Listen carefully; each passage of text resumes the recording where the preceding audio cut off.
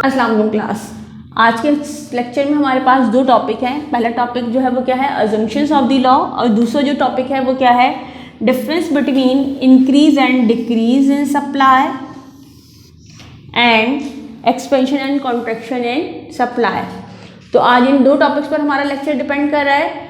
Previous lecture में हमने supply की डेफिनेशन पढ़ी थी, लॉ ऑफ सप्लाई पढ़ा था कि सप्लाई क्या है कि किसी भी प्रोडक्ट का मार्केट में एक प्राइस के साथ सेल आउट करने के लिए जब हम लेकर आते हैं तो वो चीज़ हमारी क्या कहलाती है, सप्लाई। कि हम अगर मार्केट में चाहते हैं कि हमारा ये पेन 30 रुपए का बिके और हमने इसके 40 यूनिट्स जो है वो काउंटर पे रखे हुए हैं सेल करने के लिए, तो ये हमारी सप्लाई कंसीडर होगी।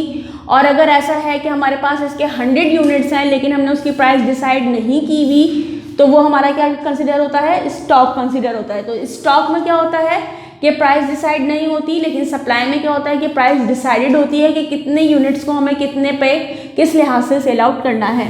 तो आज हम डिस्कस कर रहे हैं law of supply. Law of supply में सबसे पहले जो चीज़ हमारे पास आती है वो क्या है, cost of production does not change. अब मुझे पता है कि जो भी चीज़ बन रही है उसके अंदर डिफरेंट फैक्टर्स इन्वॉल्व होते हैं। 4 फैक्टर ऑफ प्रोडक्शन तो लाजमी इन्वॉल्व हो रहे होते हैं, उसके साथ साथ रॉ मटेरियल भी यूज़ होता है और डिफरेंट टाइप की कॉस्ट भी लग रही होती है। Electricity cost, different variable cost इसके अंदर जो है वो इन्वॉल्व हो रही होती हैं। तो कॉस्ट ऑफ प्रोडक्शन जो है वो चेंज नहीं होना चाहिए। अगर कॉस्ट ऑफ प्रोडक्शन चेंज होती है तो लॉ ऑफ सप्लाई जो है वो वैलिड नहीं होता है। दूसरी चीज़ क्या है कि technique of production does not change.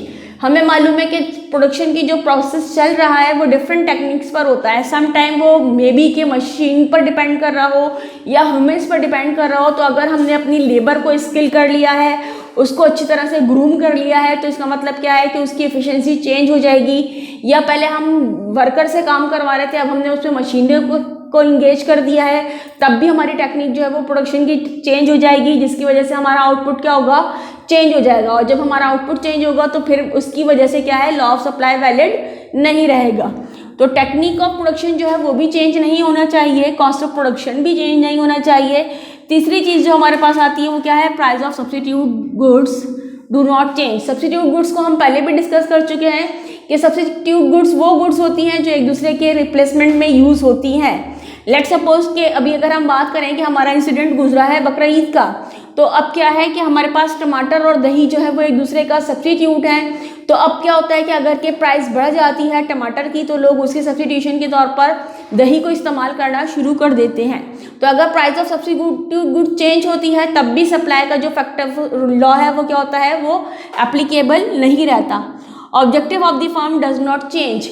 Her firm का, हर कंपनी का, हर प्रोड्यूसर का, हर सेलर का अपना एक टारगेट होता है कि उसका टारगेट क्या है कि उसको किस लिमिट में, किस हद तक अपने यूनिट्स को सेल आउट करना है। मार्केट प्राइस क्या रन कर रही होगी तो उसकी कितनी सेल बढ़ेगी या उसको किस लेवल पर उसको रखना होगा। तो अगर वो अपने ऑब्जेक्टिव को चेंज कर देता है, लेट्स सपोज कि उसने ये प्लान किया है कि ये जो प्रोडक्शन अभी चल रही है इस प्रोडक्शन को वो सिर्फ इसी सेशन तक कंटिन्यू करेगा, वो स्विच कर देगा अपनी प्रोडक्शन को, या फिर उसके अंदर कोई इम्प्रूवमेंट लेकर आना चाह रहा होगा, तो उसका टारगेट जो है वो क्या हो जाएगा, चेंज हो जाएगा कि जनाब जो कुछ अभी मौजूद है उसको लाजमी सेल आउट करना है। तो अगर उसका टारगेट चेंज हो जाएगा या ऑब्जेक्टिव चेंज हो जाएगा तो उसका बिहेवियर भी जो होगा वो क्या होगा, सप्लाई, लॉ ऑफ सप्लाई के अगेंस्ट ही चल रहा होगा। उसके ऊपर उस कंडीशन पे लॉ ऑफ सप्लाई जो है वो अप्लाई नहीं होगा। Sellers expectations of the price. अगर के सेलर को ये लगता है कि इन फ्यूचर जो भी उसका प्रोडक्ट है उसकी एक्सपेक्टेशंस जो है वो आज वाली नहीं रहेंगी, कि अगर हमें लग रहा है कि अभी ये चीज़ मार्केट में 30 रुपए की है लेकिन अगले आइंदा आने वाले दिनों में मे बी कि वो चीज़ जो है वो उसकी प्राइस इंक्रीज होते हुए 50 हो जाए या प्लस हो जाए, मोर देन 30 हो जाए, तो ऐसी सूरत में जो है वो लॉ ऑफ डिमांड जो है वो लॉ ऑफ सप्लाई जो है वो क्या होता है, एप्लीकेबल नहीं होता है। क्योंकि अगर आपकी एक्सपेक्टेशन फ्यूचर्स के लिहाज से चेंज हो जाती हैं तब आप प्राइस के फैक्टर को भी डिसाइड नहीं कर पा रहे होते हो, और अगर प्राइस का फैक्टर डिसाइड नहीं होगा तो वो चीज़ हमारे पास सप्लाई में कंसिडर ही नहीं होती है। तो अभी जो हमने डिस्कस किया है वो क्या डिस्कस किया है, अजम्पशंस ऑफ दी सप्लाई या लॉ ऑफ सप्लाई के अजम्पशंस को हमने डिस्कस किया है। लॉ ऑफ सप्लाई का जब हमने स्टेटमेंट डिस्कस किया था, हमने पहले ही आपको बताया था कि जब हम इकोनॉमिक्स में डिफरेंट लॉस को स्टडी करते हैं तो उसमें कंडीशन आ रही होती है other thing remaining the same की, और other thing remaining the same का जो वर्ड है वो किसको किससे रिलेट हो रहा होता है, अजम्पशन से रिलेट हो रहा होता है। तो अभी हमने नेक्स्ट टॉपिक जो हमारा है वो क्या है, difference between increase and decrease in supply, expansion and contraction in supply. तो असल में increase and decrease in supply ये किस चीज़ का रिफ्लेक्शन होता है, ये रिफ्लेक्शन होता है assumption of the supply, assumption of the law का, कि अगर इनमें से कोई भी एक चीज़ चेंज होगी तो सप्लाई का लॉ अप्लीकेबल नहीं होगा, बल्कि वो उसके अगेंस्ट डायरेक्शन में मूव करेगा। तो अगर किसी भी प्रोडक्ट की सप्लाई मार्केट में चेंज होती है तो अगर वो बढ़ रही है, इंक्रीज हो रही है, जबकि प्राइस का फैक्टर उस पर अपोजिटली इफेक्ट कर रहा है। जैसे कि अभी हम एग्जांपल ले लें कि अभी जो हमारा इंसिडेंट गुजरा है बकरा ईद के मौके पर, हमें पता था कि कीमतें जो हैं वो क्या हो रही हैं, बढ़ रही हैं, तो जाहिर सी बात है सेल भी क्या हो रही है, बढ़ रही है। तो इन अगर चीज़ें अजम्पशन में से रिलेट हो रही होती हैं तो उसका जो इफेक्ट होता है वो क्या कहलाता है, increase and decrease in supply. और अगर सिर्फ और सिर्फ प्राइस का इम्पैक्ट होता है कि प्राइस की वजह से सप्लाई का जो चेंज आ रहा है वो क्या कहलाता है, expansion and contraction in supply. इसको हम ग्राफिकली भी प्रेजेंट करते हैं।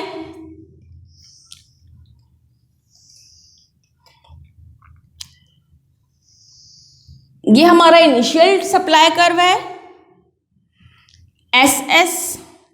अगर ये अपवर्ड मूव हो जाता है किसी भी रीज़न की वजह से, तो कि ये मूव होकर ऊपर की तरफ चला गया, तो ये जो चेंज हमारा आ रहा है ये क्या कहलाता है, increase in supply. Let suppose के सेलर का एक्सपेक्टेशंस ये है कि मार्केट में इस वक्त प्राइजेस बढ़ जाएंगी, तो वो ज़्यादा क्वांटिटी को सेल करने के लिए मार्केट में लेकर आता है, तो इस जिसकी वजह से इसका जो कर्व है वो क्या होगा, राइट हैंड साइड पर या अपवर्ड साइड पर मूव कर जाएगा, जिसे हम कहेंगे इंक्रीज इन सप्लाई। या फिर अगर ये डाउनवर्डली मूव कर रहा है तो ये कहलाता है डिक्रीज इन सप्लाई। कि किसी भी वजह से क्या हो गया है कि हमें लग रहा है कि अब मार्केट में इसकी प्राइस जो है वो कुछ और चेंज हो जाएगी, तो हमने अपने क्या करा कि हमारा सप्लाई का कर्व जो हो गया वो क्या हो गया, डाउनवर्डली चेंज हो गया है, क्योंकि हमने मार्केट में सप्लाई को चेंज कर दिया है। और इसका रीज़न प्राइस नहीं है, बल्कि इन अजम्पशन में से कोई भी एक रीज़न है कि या तो कॉस्ट ऑफ प्रोडक्शन जो हो गई है वो क्या हो गई है, बढ़ गई है। तो कॉस्ट ऑफ प्रोडक्शन जब बढ़ जाएगी तो जाहिर सी बात है कि प्रोडक्शन की जो क्वांटिटी है वो कम हो जाएगी। जब प्रोडक्शन की क्वांटिटी कम हो जाएगी तो ऑटोमेटिकली सप्लाई जो है वो मार्केट में उसकी क्या हो जाएगी, वो डिक्रीज हो जाएगी। तो जब सप्लाई डिक्रीज होती है तो डाउनवर्डली उसका कर्व मूव हो जाता है due to the increase in cost of production. कि कॉस्ट ऑफ प्रोडक्शन में चेंज होने की वजह से क्वांटिटी सप्लाई जो है वो कम हो गई है, तो हम उसे नाम देते हैं डिक्रीज इन सप्लाई का। इसमें जो डिमांड का कर्व है वो डाउनवर्डली शिफ्ट हो जाता है। तो वो मूवमेंट जो कि डिमांड कर्व की पूरी होती है इन फैक्टर्स की वजह से एक्सेप्ट देन प्राइस, उसको हम नाम देते हैं increase and decrease in supply. और अगर हम बात कर रहे हैं, हमारे पास एक ही डिमांड कर्व है और ये डिमांड कर्व पे हम डिफरेंट पॉइंट्स ले रहे हैं, तो जब हम डिमांड कर्व पे डिफरेंट पॉइंट्स लेते हैं तो इसके में हर पॉइंट के साथ इसकी प्राइस भी जो होती है वो कोरिलेट कर रही होती है। ये जो चेंजेस हैं, ये चेंजेस सप्लाई के साथ साथ प्राइस के भी चेंज को शो कर रहा है। तो ऐसा चेंज जो कि डिमांड कर्व के ऊपर होता है, कि हम इसमें डिमांड कर्व के ऊपर ही ऑब्जर्व कर रहे हैं, डिमांड का कर्व शिफ्ट नहीं हुआ बल्कि इसके ऊपर हम मूवमेंट को डिस्कस कर रहे हैं, तो इसको हम क्या नाम देते हैं, expansion and contraction and demand का नाम देते हैं। ये जो है वो डायरेक्टली रिफ्लेक्ट कर रहा है हमारे लॉ ऑफ सप्लाई को, कि अगर कीमतें बढ़ती हैं तो प्राइस सप्लाई भी क्या हो जाती है, बढ़ जाती है, और अगर कीमतें कम होती है तो सेलर का एटीट्यूड क्या होता है, वो कम क्वांटिटी को सप्लाई करना चाहता है, या मार्केट में कम क्वांटिटी जो है वो सेल के लिए आती है। तो expansion and contraction in supply जो है वो क्या होता है, डायरेक्ट इम्पैक्ट होता है प्राइस का, कि अगर प्राइस बढ़ेगी तो सप्लाई भी मार्केट में क्या होगी, बढ़ जाएगी, और अगर प्राइस कम होगी तो सप्लाई भी क्या होगी, कम हो जाएगी। यहाँ हमारे पास एक सिंगल ही सप्लाई कर्व होता है हम, और इस सप्लाई कर्व पर ही हम डिफरेंट पॉइंट्स को लेते हुए ऑब्जर्व करते हैं प्राइस और सप्लाई दोनों के इम्पैक्ट को। जबकि increase and decrease in supply में हमारे पास क्या होता है कि सप्लाई का कर्व मूव करता है, शिफ्ट हो जाता है अपवर्ड या डाउनवर्ड। इसमें हमारे पास प्राइस लेवल चेंज नहीं होता, इसके अंदर जो चेंज आ रहा होता है वो किसका आ रहा होता है, अदर फैक्टर्स का आ रहा होता है जो हमारे अजम्पशंस वाले होते हैं। तो अगर मैं देखूं कि मैंने ये पॉइंट लिया था तो यहाँ पर भी प्राइस वही है, इधर भी प्राइस वही है और इधर भी प्राइस वही है, तीनों कर्व के साथ प्राइस का लेवल सेम है, उसके अंदर चेंज नहीं आया है। तो आज के हमारे लेक्चर में हमारे पास दो टॉपिक्स थे। एक टॉपिक था हमारा assumptions of the law. Assumption of the law असल में रिफ्लेक्ट करता है increase and decrease in supply को, और लॉ ऑफ सप्लाई जो कि रिलेशनशिप शो करता है प्राइस और सप्लाई का, वो रिफ्लेक्ट करता है expansion and contraction in supply को। इसके साथ ही हमारा आज का लेक्चर वाइंड अप होता है। अगले टॉपिक में इंशाल्लाह, अगले लेक्चर में इंशाल्लाह अगले टॉपिक्स को डिस्कस करेंगे। अल्लाह हाफिज़।